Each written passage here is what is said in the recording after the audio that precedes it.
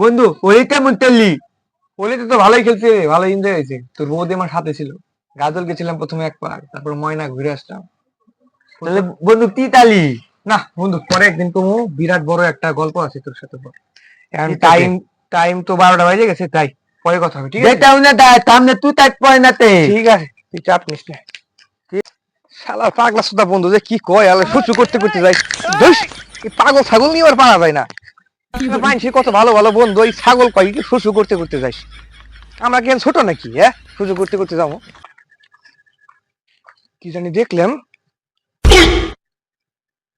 কি রে? রাম রাম রাম রাম রাম রাম। ও, এবার বুঝলাম, বন্ধু তো কইছিল সুইসাইড পয়েন্ট, আর আমি ভাবছি শুশু করতে করতে যাইবে। আরে রে, কি যে ও রাম রাম রাম রাম রাম।